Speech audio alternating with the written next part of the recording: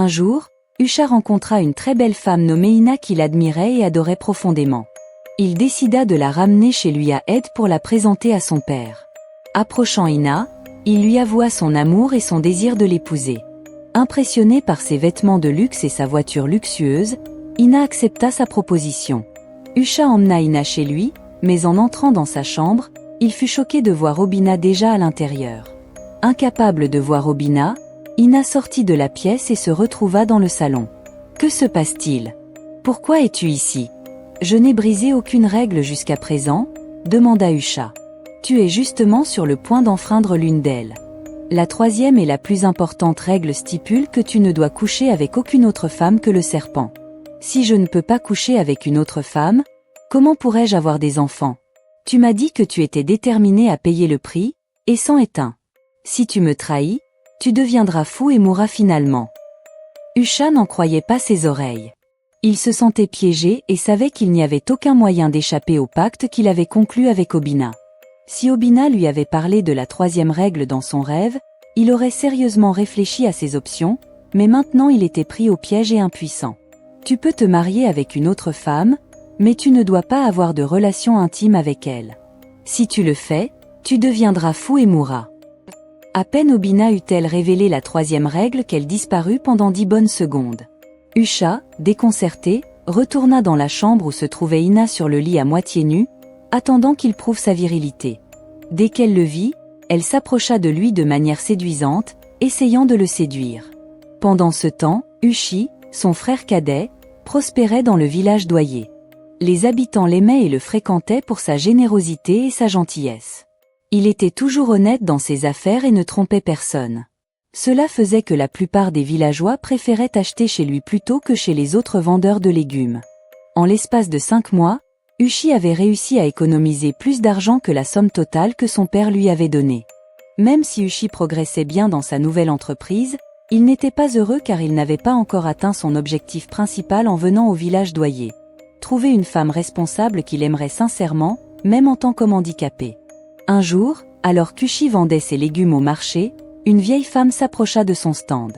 Elle lui expliqua qu'elle voulait acheter des légumes mais qu'elle n'avait pas d'argent sur elle, promettant de lui envoyer quelqu'un pour le payer le lendemain. Ushi prit pitié de la vieille femme et lui vendit les légumes. Cependant, il n'avait aucune intention de récupérer l'argent le lendemain. De retour à son stand le lendemain, une très belle jeune femme se présenta.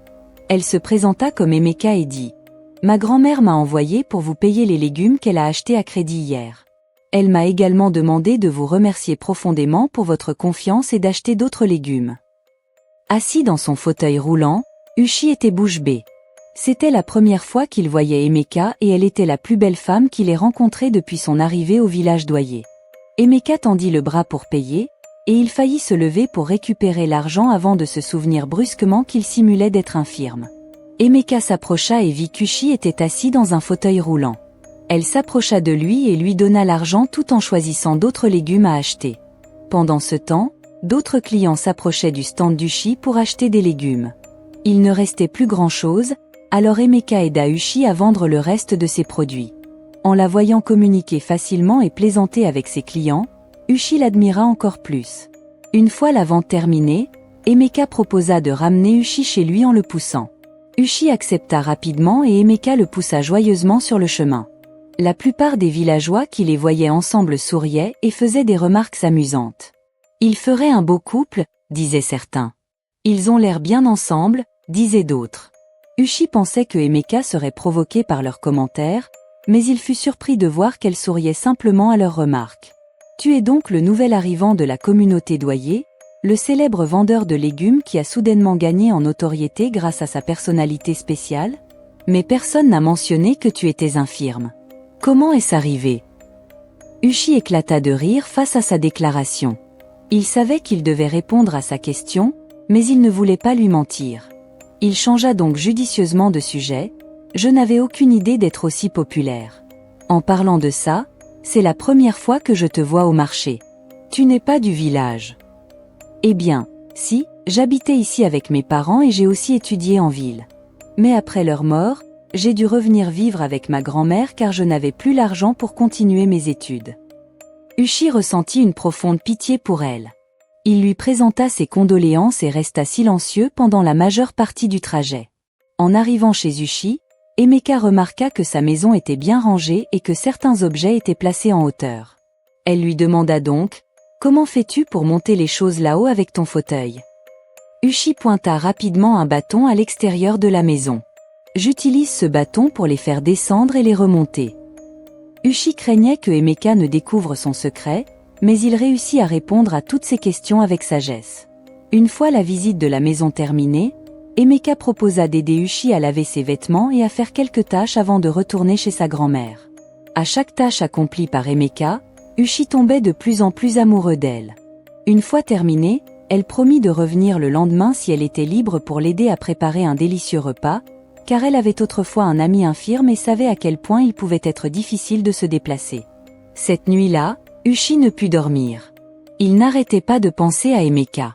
Il était stupéfait par sa générosité, sa responsabilité et la facilité avec laquelle elle s'était attachée à lui, malgré son infirmité. Il était déjà profondément amoureux d'elle, mais il avait peur de le lui dire de peur qu'elle ne le rejette. Le lendemain, Emeka vint au marché avec sa grand-mère. Après avoir acheté tout ce qu'elle était venue chercher, Emeka resta un fois de plus pour aider Ushi à vendre ses légumes. Puis, elle le reconduisit chez lui et l'aida de nouveau avec certaines tâches à la maison. Au moment de partir, Ushi lui proposa de l'argent. Elle refusa d'abord, mais avec le temps, elle commença à l'accepter comme paiement. Un soir, après avoir fini d'aider Ushi chez lui, Emeka s'apprêtait à partir quand Ushi la rappela. Il lui donna de l'argent et lui dit « Voici ton salaire pour aujourd'hui. » « Salaire ? On pourrait dire ça comme ça, répondit-elle. J'économise chaque centime que tu me donnes. Quand j'en aurai assez, je retournerai à l'école. Elle serra Ushi dans ses bras pour la première fois et rentra chez elle. Ushi fut tellement touché par ces paroles qu'il consulta son calendrier et se rendit compte que cela faisait déjà 10 mois. Il lui restait donc 2 mois pour amener une femme chez son père. Cependant, Ushi était déjà installé dans le village douillet et il s'y plaisait. Pendant ce temps, à Akaoha, Usha regardait la ravissante Ina s'approcher de lui de manière séduisante, mais les avertissements d'Obina ne cessaient de lui résonner dans la tête. Il arrêta rapidement Ina et lui demanda de se rhabiller. « Est-ce que je ne suis pas belle ? Tu ne veux pas de moi ?» demanda-t-elle, l'air confuse. « Bien sûr que je te veux, mais je veux que nous nous abstenions jusqu'à notre nuit de noces. Tu es spéciale pour moi et je veux que notre première nuit soit spéciale aussi. » Ina crut Usha et sentit qu'il l'aimait vraiment. Cependant, Ina n'aimait vraiment pas Usha, elle avait seulement accepté de l'épouser à cause de la fortune qu'il avait accumulée. Le 13e mois arriva et Usha ramena Ina à Ed pour voir son père, Monsieur Masi. À son arrivée chez son père avec Ina, il vint dans une voiture luxueuse pour signifier son succès, ce qui prouvait à son père qu'il avait créé une entreprise avec le peu d'argent qu'il lui avait donné et qu'avec Ina à ses côtés, il avait pu s'établir à Akaoha. Monsieur Masi fut surpris, il avait du mal à croire qu'Usha ait pu gagner autant d'argent par lui-même, étant donné son arrogance et son orgueil, mais il n'avait pas le choix que de lui transférer la propriété de son empire. Cependant, il insista pour qu'il attende le retour de son frère cadet, Ushi, avant de pouvoir organiser un festin pour célébrer son investiture. Son accès à la fortune de son père fut toutefois rétabli et il fut reconnu comme le prochain propriétaire de l'empire de son père. De retour au village douillet, Ushi réfléchissait à la meilleure façon de dire à Emeka qu'il l'aimait et qu'il aimerait l'épouser pour la présenter à son père. Après mûre réflexion, un beau soir, Ushi se rendit chez Emeka alors qu'il était tous assis. Il dit à sa grand-mère qu'il était tombé profondément amoureux d'Emeka et qu'il aimerait en faire sa femme. La grand-mère de Emeka sourit à la proposition d'Ushi et lui dit « Vous êtes un brave homme, Ushi. Depuis votre arrivée dans ce village, personne n'a dit un mot de mal à votre sujet. Mais c'est à Emeka de décider si elle veut vous épouser ou non. » Emeka était assise au milieu d'eux et écoutait comme si elle n'était pas là. Elle fixa son regard sur Ushi et son fauteuil roulant. Après l'avoir observé pendant un moment, elle dit « J'ai entendu ce qu'il a dit. La vérité, c'est que tu es un homme très gentil et compatissant, et j'adore ta personnalité. Mais je suis désolée, je ne peux pas t'épouser. » Puis, elle se leva pour partir. Voyant Emeka se lever pour partir, Ushi se précipita pour l'arrêter. « Pourquoi ne veux-tu pas m'épouser ?» demanda Ushi. « Je t'ai dit que j'avais l'intention de poursuivre mes études. Si je me marie avec toi, ce ne sera plus possible. Bien sûr que non, répondit Ushi. Je promets de te soutenir. Je te donne ma parole que je te permettrai et t'aiderai à aller au niveau de ton choix. Je ne t'en empêcherai pas. Emeka regardait Ushi attentivement, elle pouvait voir la sincérité dans ses yeux. Elle lui dit, « Si tu peux me promettre ça, alors je serai heureuse de t'épouser. » Esto sûr? N'oublie pas que je suis infirme. Ça n'a pas d'importance, répondit-elle. Tu te débrouilles très bien malgré ton handicap. De plus, ta personnalité est tout ce qui compte pour moi. Ushi était tellement excité par les paroles de Emeka qu'il demanda à sa grand-mère la permission d'emmener Emeka en ville pour obtenir l'approbation de son père avant de se marier. Sa grand-mère accepta sa demande car elle lui faisait confiance. Le lendemain, Ushi et Emeka commencèrent leur voyage vers la ville d'Ed pour voir son père. Après quelques jours, ils arrivèrent au manoir de Monsieur Masi. Tout le monde fut choqué de voir Ushi en fauteuil roulant, surtout son frère aîné Usha. Il pensait qu'il avait eu un accident à cause de la facilité avec laquelle il se déplaçait. Mais quand Monsieur Masi arriva, Ushi se leva du fauteuil roulant et alla l'embrasser. Emeka était choquée. Elle n'en croyait pas ses yeux. Elle avait l'impression qu'Ushi lui avait menti pendant tous ces mois, mais elle resta calme et observa la scène. Ushi raconta à son père comment Emeka prenait soin de lui malgré son prétendu handicap. Il lui parla des ambitions et des rêves de Emeka et lui dit qu'il aimerait l'épouser. Monsieur Masi baissa la tête, déçu. « Je suis désolé, Ushi, mais il est trop tard. Ton frère aîné est revenu avec sa femme il y a quelques semaines, il est donc le nouveau propriétaire de l'entreprise. » Ushi sourit en voyant le visage de son père. Il s'approcha de lui et lui dit « Je suis content qu'il ait gagné, c'est mon frère aîné et il le mérite. Mais j'aime Emeka et je veux l'épouser. Je serai heureux de n'importe quelle branche de l'entreprise que vous me donnerez à gérer. » Monsieur Masi fut touché par les paroles d'Ushi. Il aurait souhaité de tout son cœur qu'Ushi vienne avec Emeka en premier, mais il était trop tard. Après que Monsieur Masi l'ait accueilli chez lui, Ushi alla voir Emeka. Il se mit à genoux et la supplia de lui pardonner. « Je viens d'une famille riche et beaucoup de femmes auraient dit oui sans réfléchir.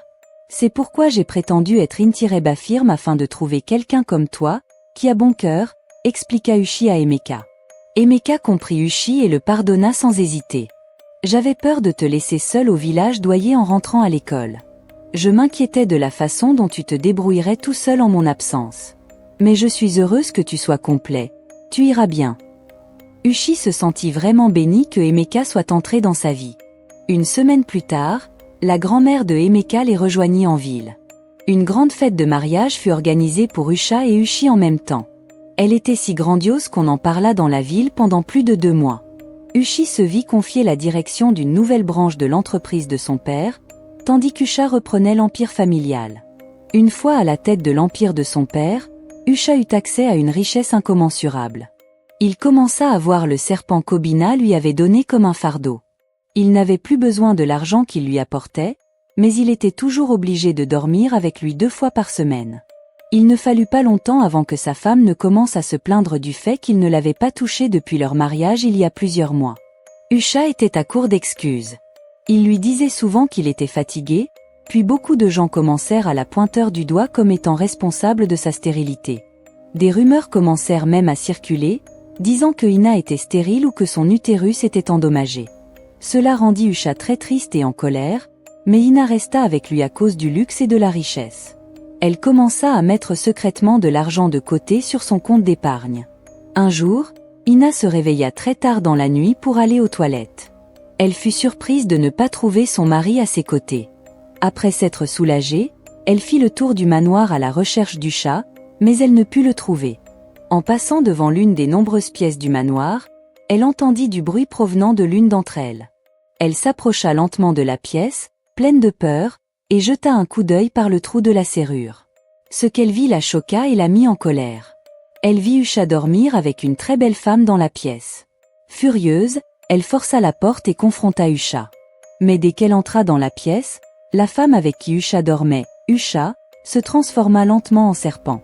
Elle cria très fort et disparut dans les airs. Ina n'en croyait pas ses yeux. Elle était figée sur place.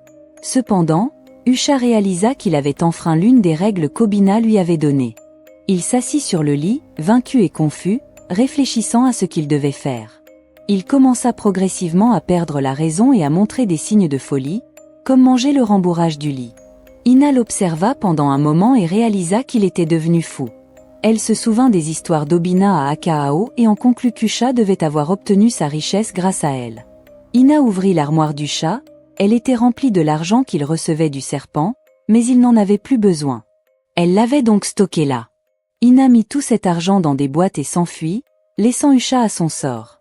Le lendemain matin, il y eut de l'agitation dans le manoir lorsque tout le monde vit Usha agir de façon anormale. Il n'arrêtait pas d'avouer l'accord qu'il avait passé avec Obina à Akahao et comment il avait menti à son père. Son père et son frère furent appelés pour être témoins du sort du chat. Ils étaient tous les deux désolés pour lui, mais ils ne pouvaient rien faire. Usha fut emmené dans un hôpital psychiatrique, mais il mourut quelques jours plus tard. Comme Obina l'avait prévenu, Ushi était devenu le seul fils survivant de Masi. Il dut donc reprendre la direction de l'entreprise avec sa femme. Ushi envoya Emeka dans l'une des plus prestigieuses écoles de la ville pour qu'elle termine ses études. À sa sortie, il la plaça à la tête d'une branche liée à son domaine d'études. Ils eurent 4 beaux enfants, 2 garçons et 2 filles. Masi était très heureux d'être devenu grand-père et encore plus fier d'Ushi, car il avait étendu l'empire de son père au-delà de ce que quiconque aurait pu imaginer. Tout le monde aimait Ushi en tant que nouveau propriétaire de l'entreprise, et tout le personnel appréciait également de travailler avec lui. Ils vécurent tous heureux pour toujours. La morale de cette histoire nous enseigne que le travail acharné paie et qu'il n'y a pas de raccourci dans la vie. Tout raccourci ne ferait que la raccourcir. Soyez reconnaissant pour ce que vous avez et appréciez ce que vous donnez. Tout le monde n'a pas le privilège d'avoir ce que vous avez.